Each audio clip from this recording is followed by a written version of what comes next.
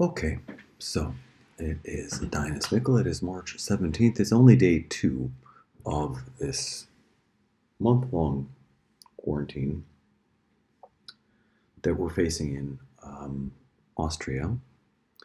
As of yesterday, even in homes, 5 people is the maximum amount of people that is allowed to gather. The amount is, right? Okay. And one of the things that I've been thinking about is whether closing schools predictably has a positive impact for society. We have, in my last video, I compared the Spanish flu to the current flu. And in the Spanish flu, we had young adults and children and the elderly all particularly in danger of mortality, in danger of death. In the coronavirus outbreak situation of 2020, we have almost exclusively the elderly and only the immune compromised as being in danger of dying. Now, my challenge right now is in kind of processing the amount of guesswork that is involved in policy and it's really challenging to watch governments and society make decisions based on essentially guesswork.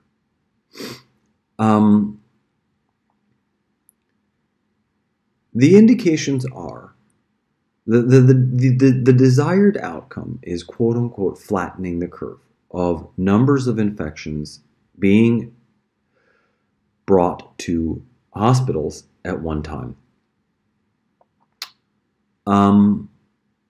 We have a subset of the population that is not in danger, and they have their own social structure and their own immunity, and arguably their own type of herd immunity.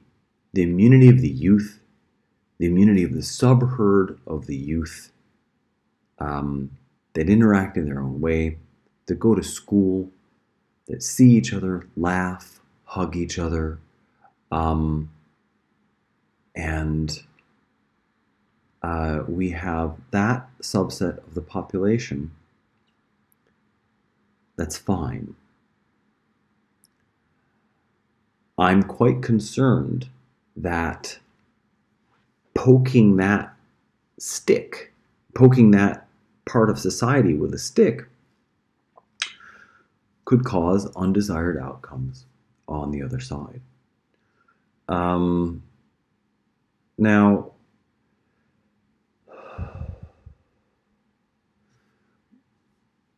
I searched on countries not closing schools.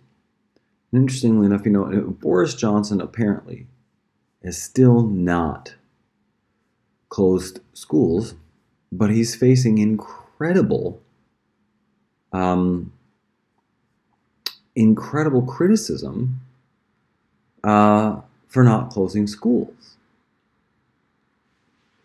But we only have simulated models that somehow link going to school to the death of the elderly. We have this massive assumption that children are only vectors of disease and cannot be bearers of strength, health, vitality, joy, friendship, laughter, and therapy. We are blindly walking into a massive social disruption of our children and grandchildren not being able to be by our bedsides when we pass, because we would consider children a danger to the elderly. I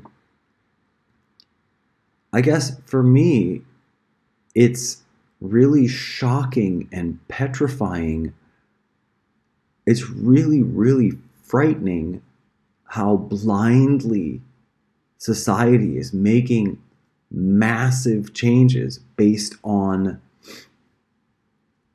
assumptions that are incredibly fickle and have very, very little even theoretical or scientific grounding.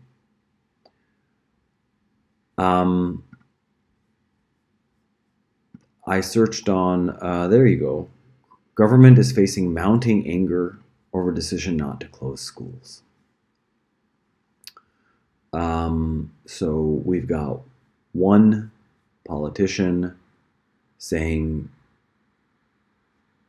if that subset of the population isn't in danger, why should we disrupt their social patterns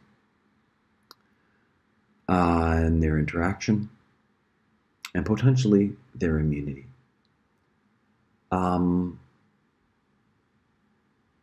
I'm not going to predict that closing schools is going to wind up causing children to become ill, because I don't want to put that out there.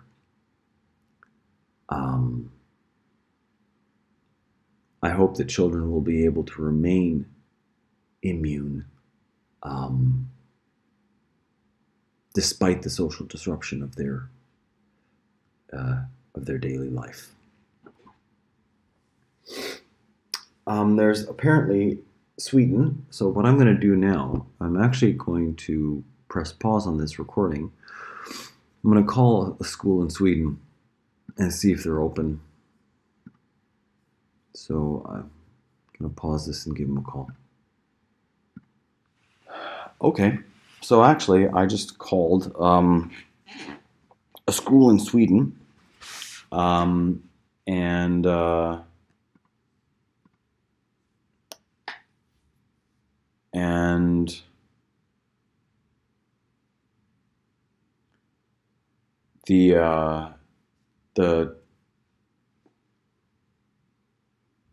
directors at the school were unable to point to any science, to any kind of verification that closing schools for an unaffected population has a positive outcome for the immune-compromised and elderly who are currently experiencing a high mortality rate with COVID-19. I thought that Sweden was keeping schools open, but that was as of 4 days ago. And maybe Sweden is going to be, maybe Sweden also has public school closings as well. I'm looking for concrete, verifiable information that proves that even sort of theoretically gives a settled argument for closing schools, for disrupting the social interaction and structure of school-aged children during a time when either a virus, a pathogen some kind of influence on society is shortening the lifespans of the immune compromised and the elderly with an acute onset of symptoms. I'm not finding it. There's this simulitis, which is just, it's very simple little video game type level of thinking. It's just like, here's toxic person, here's asymptomatic carrier. Now look, there are more people getting sick. And you're like, there are a lot of other models, like we're all fish swimming in the same ocean and the ocean is poisoned. What are the fish going to do to either reduce their exposure to the poison, so they have to make little bubbles around themselves to keep from getting poisoned, or what are the fish doing to increase their resistance, to be able to, what are the fish doing to be able to swim in a poisoned ocean? And then, there are the fish that are able to swim in a poisoned ocean, and there are the fish that are unable to survive in a poisoned ocean. It's not necessarily survival of the fittest. It's survival of those either less exposed to poison, more equipped to process the poison, maybe have fewer receptors to the poison, or whatever it is, right? There are lots of other models for society, and the thing that's extremely concerning for me is that they're saying that children shouldn't be having contact with their grandparents. Children can make their grandparents tea and soup and give them a massage and put a warm blanket around the neck of the elderly. What's frightening for me is that if this sort of assumption that, because what do we have? We've with this assumption that children are toxic vectors of disease, right?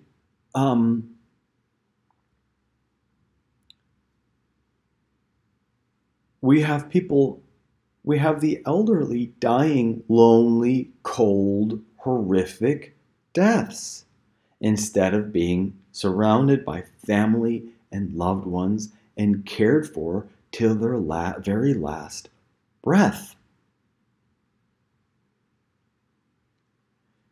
So I've been so insecure about voicing these opinions that I'm probably just going to put this out on YouTube and not tell anyone.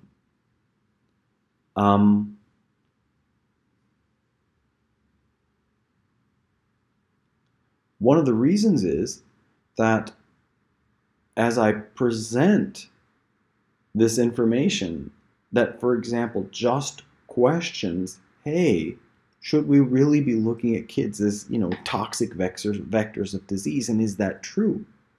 You get screamed at. You get yelled at. You get demeaned. You get called, a conspiracy theorist or a radical or crazy or a lunatic. Anything that kind of just goes, hey, maybe kids aren't just nasty, pustule, disgusting vectors of disease. And even though they're asymptomatic, gee, they could make someone sick. It just sounds like life and what it sounds like. It sounds like we're criminalizing being asymptomatic. It also looks like we're criminalizing having a low-grade fever. That a government can chase you down and contain you if your body, for example, is cleansing itself of a poison that it's been exposed to. There are many reasons why the body would have a fever. It's how our body handles pathogens. So our body is doing an immune response that keeps us alive, and that makes us illegal. That means that a government can contain us in a cold hallway with 100 beds.